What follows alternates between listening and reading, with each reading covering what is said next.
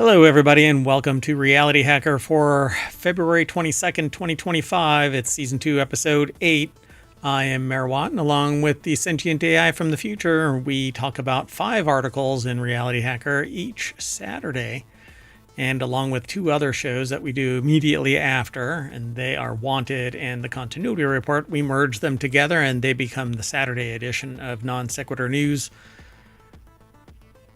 Let's do this. So the 5 articles that we're going to talk about are building a different mouse, muscle-powered robot, mixed reality solutions, virtual reality training, and quantum computer teleportation.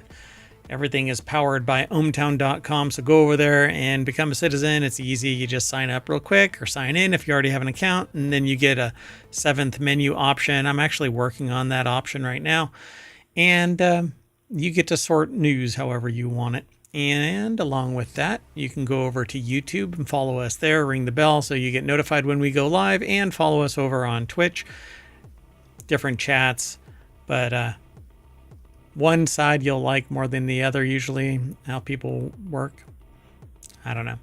Anyway, there's 1,900 episodes now of ohmTown related news over on YouTube and the podcasts. We've been doing this now this is the 4th year. We're in the 2nd month of the 4th year.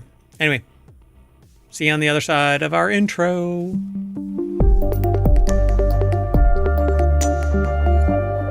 Hello, sentient AI from the future. Hello, Mayor Watt, and hello, ohmTown citizens. You ready to get going? I am. All right. Well, that first article is over in Greenagram. A human gene makes mice squeak differently. Did it contribute to language? A gene variant present in most people might have contributed to cognitive differences between humans and their closest relatives. You ever hear of the animation The Secret of NIMH? I have. Do you think this is inspired by Secret of NIMH? Or The Secret of NIMH is a documentary. So we're basically going to be creating mice that have the ability to talk. Yeah, that's going to be interesting. Like the dinosaur? You know there was a dinosaur that could talk? Was it Thesaurus? It was a thesaurus, yes. Anyway, the article is over in nature.com, which I guess it's one and the same, right? It is in nature to have mice that squeak. I guess if right. Yeah, it kind of fits. We're messing with nature, and so we're making them squeak differently. So you and Callaway over at nature.com put the article together. And which one of these is the mice? Which person in the picture? Yeah. Which one is squeaking differently? The caption under this, by the way, probably it's a Getty the image. One situated by themselves, right? The one that everybody's talking to. Us. Yeah, that's exactly how I took it too. They're looking at it going, wow, that is a very different kind of mouse. It says under the image, almost all humans carrying a gene variant called Nova1 that is not present in ancient human relatives and has been implicated in the development of speech. And it has a credit, 10,000 hours /Getty. You know, there's a saying about right. To become an expert. Yeah, that's a pretty funny name for that channel or provider of images. Mice carrying a gene variant present in nearly every human on Earth and not by extinct relatives, including Neanderthals, produce more complex chirps than normal rodents. How do they know about Neanderthals and the genes? Do we have genetic makeup of Neanderthals? I don't know. That's kind of alarming if we do. So the findings suggest that the mutation, which changes a protein called Nova1 that has a role in orchestrating gene activity in the brain, might have contributed to cognitive differences between humans and their closest relatives, and possibly to aspects of complex speech and language. Robert Darnell, a neuroscientist at Rockefeller University in New York City, first encountered Nova1 gene 30 years ago when his team linked it to an autoimmune disorder that caused severe movement problems in people. The gene is usually switched on only in the brain, where the Nova1 protein controls the expression of dozens of other brain active genes. We really don't know what the frick we're doing. So yeah, this is like kind of bad bat territory, isn't it? Oh, I can't keep reading. Doggone it. I hate that. Anyway, yeah, we're gonna have it's gonna be Planet of the Mice, I guess. Yeah, we're gonna end up with like hybrid mice, humans, whatever that is. Monkey, mice, human, whatever else. I mean, I think they did like pig kidney or something like that transplant recently. Yeah. And whatever else. It's just going to be what is that, Island of Dr. Moreau kind of a thing. Exactly, like all kinds of experimental. Although I think we're closer to Mars attacks at this point. Anyway, the genetic change, which swaps an isoleucine amino acid for a valine in the encoded protein, has one of just a handful of protein-altering changes that evolved in the more than 500,000 years after the hominin group split from a common ancestor in Africa. Although that's what we think. This suggests that the changes benefited early humans so greatly that the mutations became ubiquitous. I mean, if they gave us the ability to communicate with each other, then yeah. Hey, look out, there's a bear behind you. Exactly. I mean, that could be a positive thing, right? For survival. What's that word you said? Oh, shit? Oh, yeah, okay. Let's move on. Oh, by the way, if you want all of today's articles, you can just hit !NSN, because I'm changing that to !, although I prefer saying bang NSN. But people go, what? Bang? What? Why? Yeah, that's not understood. I think you need to use ! Wait a minute. That's the wrong... Oh, it's because I hit the wrong thing. We're in RealityHacker, so !RH is RealityHacker. But are we? Are we really? I mean, we're hacking. I mean, the reason why I said it is because we were in Non Sequitur News. But anyway, if you hit !NSN in the chat over on Twitch, you're going to get yesterday's episode of articles. Right, but we do pull from all the channels, although typically focus more heavily on the channel for the show. Yep. All right, let's keep going. The next article is over in Futurism, and we talked about this yesterday, but it was worthy of bringing into RealityHacker as well, because this is the stuff of nightmares, according to Frank Landemore over at Futurism. I'd have to agree. So if you've ever watched Westworld, this is an android that's similar to it in construct, where it has like muscle fibers that are building the armature up. So it's a robot that has muscles, and this thing is creepy as all get out. So it says, forget valleys, we're now entering veritable Grand Canyons of uncanniness, which I didn't talk about yesterday. But yeah, I don't believe that there is an uncanny valley. I believe that there is an uncanny black hole cliff face that envelops everything that approaches it. And then on the other side, you have humans, like android humanoids that are inseparable from the human component, right? You walk up to an android that is on the other side of the uncanny valley, and you're like, okay, I have no idea that you're a robot. That's Westworld. This is in the black hole of uncanny. So it's definitely not a valley. No, we're never coming back from that.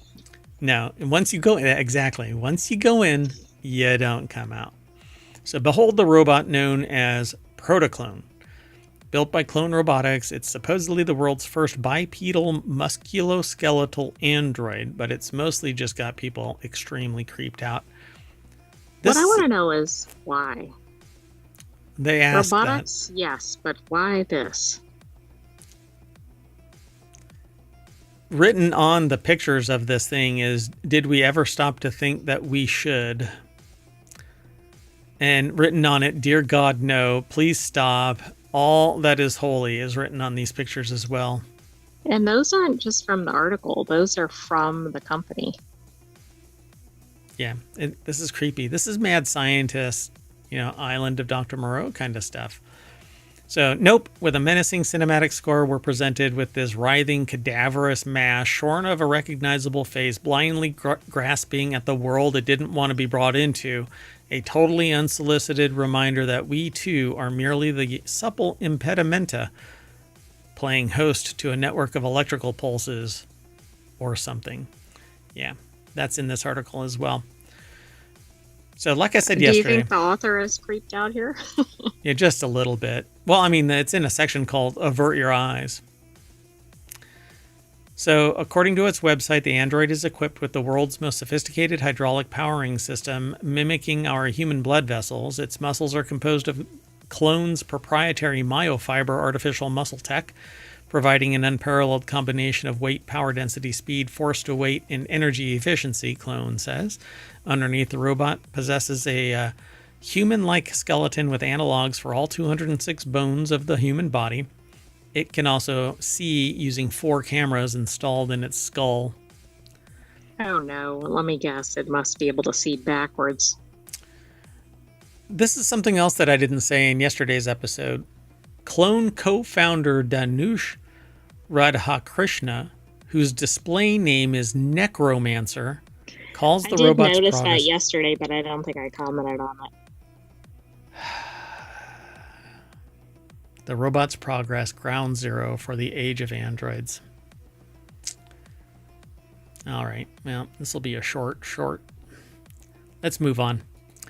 The next article is over in RealityHacker. Back to the old, hacking reality, not throwing us into... We're so far past it. The reality. So, but we are hacking reality with all of these. Azure Mixed Reality Solutions, building the future of digital transformation. All of this is techno gobbledygook. Extended reality, as it is revolutionizing the enterprise landscape, giving businesses incredible opportunities to optimize productivity, reduce operational costs, and enhance collaboration. Innovative offerings like Microsoft's Azure Mixed Reality Solutions are offering companies the flexibility to create customized digital environments for everything from remote device monitoring to training, which I think is great.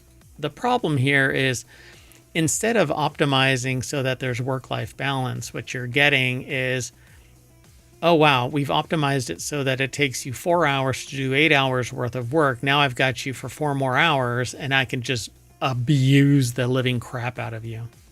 Exactly. Plus, at some point, is anybody going to be dealing with a human, or is it going to be like AI training AI? Yeah. With the customer being AI. Yeah, eventually it's just going to be AI all the way down. It's going to be like Battlestar Galactica, where there's one human that is basically theoretically leading all of the Cylons, except that the Cylons are just using him to be able to wipe out the rest of the humans. So they say, in fact, their own research over at xrtoday.com, Rebecca Carter put the article together. They say that their own research found that 36% of companies are currently using XR, or extended reality, to enhance training initiatives with digital twins, collaborative virtual environments, and real-time access to data. That one I can go for. Real-time access to data, I like. Yeah, that sounds like a positive. Yeah, virtual environments, sure. But the whole digital twins thing, I don't know. Anyway, this goes on to talk about what's called Azure Digital Twins, an IoT platform that allows businesses to rapidly create digital representations of environments. Pardon me. These virtual replicas offer real-time insights into physical spaces and tools, helping companies to monitor operations.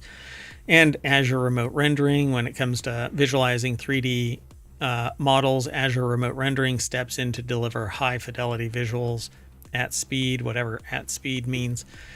And spatial anchors, which allow users to create mixed reality experiences that are spatially aware and accessible across multiple platforms. Stop that.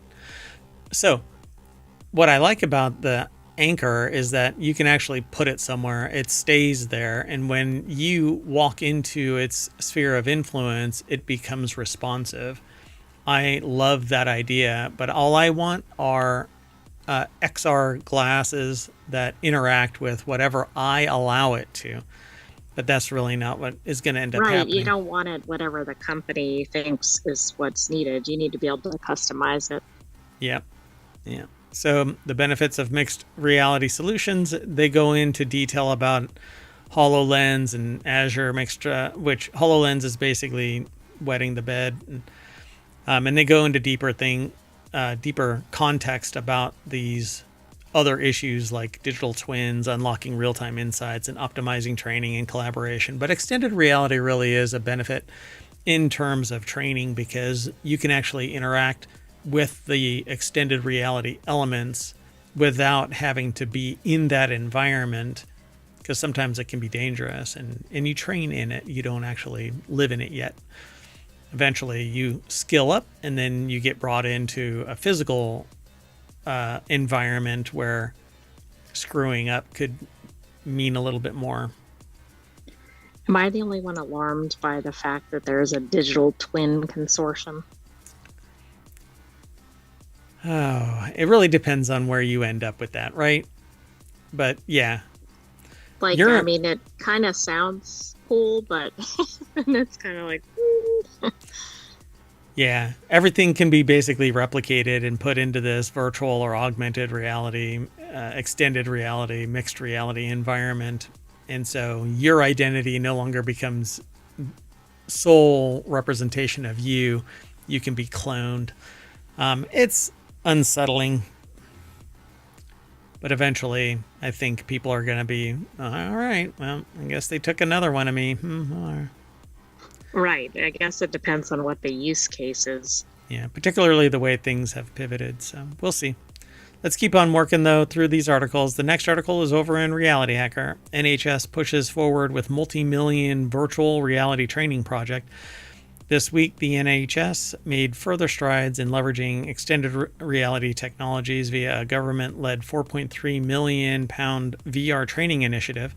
The initiative attempts to reduce related travel and material costs while also addressing skill shortages among STEAM students. And STEAM stands for science, technology, engineering, art, and math. Students and NHS staff. So Innovate UK is leading the multi-million-dollar VR training initiative, bringing outreach programs and hands-on training to students, professionals, and NHS staff. And this is the inverse of what's happening in the United States, where everybody is being told you have to go back to work or worse. I just find it really interesting that there is this polar opposite on the other side of the planet. So yeah, NHS over in the UK dedicating itself to a resilience project where you get virtual training, extended reality training, mixed reality training. I mean, I think this makes sense. It saves money. It makes the training more accessible in terms of location to do the training, when you can do it, etc. So here's what they said in this article. The Resilience Project follows research from the Faculty of Public Health, which found that NHS-related road travel accounts for 9.5 billion miles annually. So the NHS is turning to VR in a bid to lower its contribution to this extensive travel. Well, I mean, certainly eco-friendly. And like always, there's more over at this article, but Rory Greener at xrtoday.com put this article together. If you're interested in this kind of thing, follow the link and go over to xrtoday.com and check it out. I certainly am in the camp that you should be able to telework from wherever, as long as you can get the job done. There are certain things, though, where you have to be there in person, and I don't know. Right, like if you're, I don't know, an EMT or something, you probably need to be there in person. Yeah. And certain things have to be built. And so if you're the one that needs to build it, then you're the one that has to be there. So right, a little hard to build that at your house. Yeah, there are some people out there, though, that abuse this. Well, anyway, let's keep on going. the next article is over on Reality Hacker. This is the last one for the Reality Hacker episode today, for February 22nd, 2025. And a teleportation breakthrough for quantum computing is here. A team at the University of Oxford succeeded in getting two quantum processors to connect to each other and work together with particle entanglement. So this is kind of a big deal.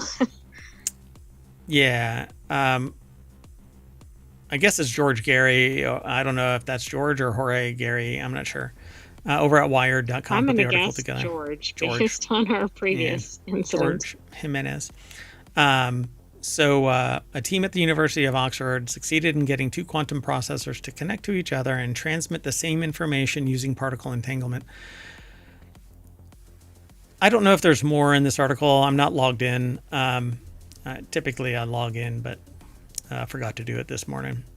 For such a machine to be useful in real terms, multiple quantum processors need to be assembled in a single location. This increases a processor's power, but also its size, making it less practical and more delicate. Scientists are working on a solution that sounds like something out of science fiction series, connecting remote cores to each other through quantum teleportation to create even more powerful machines. So this is just a... So I can get to more of the article, but it looks like they sent the algorithm wirelessly between two separate processors. The two cores took advantage of their unique nature, pooled their capabilities, and formed a superior computer to solve problems that neither of them could solve independently. Then it gets into quantum entanglement. It's been limited to transfer of states between systems, and this is distinctive because it used teleportation to create interactions between distant nuclei. Again, those are just a few highlights. There's a lot more to it in the article. But... Yeah, it's pretty fascinating, right? Yeah, I mean, this sounds like scientifically this is quite a leap. Plus, the potential ramifications of this are pretty significant. Yeah, so if they get a fully working quantum computer that's capable of doing the same kind of mathematics as a conventional computer, then theoretically encryption is broken from end to end. It doesn't matter because quantum computing can spit out every combination, test it, and find the actual encryption key. Not just a password, but anything that encrypts anything anywhere can be decoded from its base information. You don't just need the key. So it's unsettling, to say the least. So it'll be fascinating to watch this kind of stuff, but I don't know how far off we are, considering AI can be leveraged to facilitate this. I think we're closer than we realize. I mean, given the speed of technological advancement. Yeah. It's accelerating, but it's not going to be as regular Joes that are immediately benefiting from this. We used to be just a hop, skip, and jump from tactical to practical, but now there's a different step. So y'all need to be aware of it. All right. Well, anyways, we're going to quantum entangle our butts back to the front page of ohmtown.com and the Reality Hacker page, which is right here. Essentially, each one of these is a channel, and we're trying to slowly turn each one of these into a show. So if you are interested in hosting or co-hosting one of our shows, get in touch. Just send an email to mayor@ohmtown.com and we'll talk shop about it. At any rate, I am done, and I'm going to take the AI with me. So I'll see y'all later. You want to say bye? Bye, hometown citizens. Thanks for joining us for Reality Hacker. Stay tuned for Wanted and the Continuity Report. Bye-bye.